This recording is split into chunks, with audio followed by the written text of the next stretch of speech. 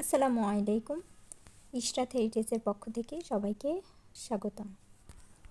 এটা একটা পুরাতন অয়েল জার, যেটার আমি নতুন একটা লুক দিব। এর জন্য আমি এখানে ম্যাক্রোমের দড়ি এবং ফেভিকলের এমআর গ্লুটা নিয়ে নিয়েছি।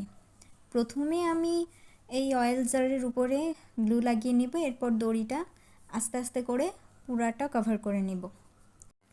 ম্যাক্রোমের দড়ি ছাড়াও পাটের দড়ি দিয়েও এই কাজটা করা যায়। আমাদের বাসায় পুরাতন যেগুলা থাকে, যেটা আমাদের আসলে আর ব্যবহার করা হয় না, সেটা আমরা ফেলে না দিয়ে এভাবে সেটা একটা রিক্রিয়েট করতে পারি, নতুন লুক ক্রিয়েট করতে পারি এবং আমাদের বাসায় প্রয়োজনীয় জিনিস তৈরি করতে পারি।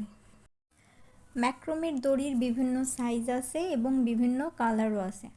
আমার কাছে সাদা কালার থাকায় আমি সেটাই ব্যবহার করছি। দেখুন, আমি পুরাটা এইভাবে আঠা দিচ্ছি আর দড়ি দিয়ে কভার করে দিচ্ছি। এমআর গ্লু দিয়ে শুকাতে একটু সময় লাগে। এই যে আমি পুরাটা প্রায় কভার করে ফেলছি। আমি এর নিচের অংশটা ফাঁকা রেখেছি, চাইলে নিচের অংশটাও কভার করতে পারতাম, কিন্তু আমার কাছে একটু হ্যাসেল মনে হয়েছে, এই জন্য আমি আর নিচের অংশটা কভার করি নাই। এটার আরও একটা কারণ ছিল, যেহেতু নিচের অংশটা দেখা যাবে না।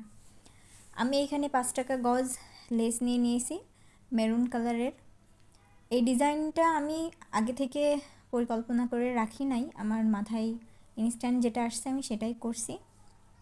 তো আমার হাতের কাছে এই যে মেরুন কালারের এই লেস ছিল, আমি সেটাই ব্যবহার করছি। জারির উপরের এবং নিচের অংশে আমি লেসটা বসিয়ে নিচ্ছি ওই ফেভিকলের এমআর গ্লু দিয়ে।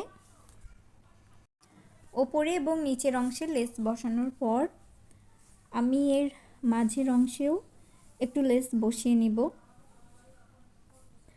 আমি এখানে যে ডিজাইনটা করতেছি পুরাটাই এই লেস দিয়েই করব, অন্য কোনো কিছুর মধ্যে অ্যাড করব না।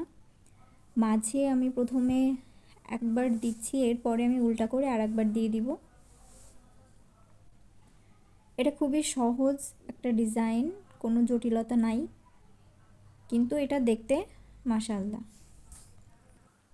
আমার লেস বসানোর কাজ প্রায় শেষ। আমি আরেকটু ডিজাইন এখানে অ্যাড করব, সেটাও এই লেস ব্যবহার করেই।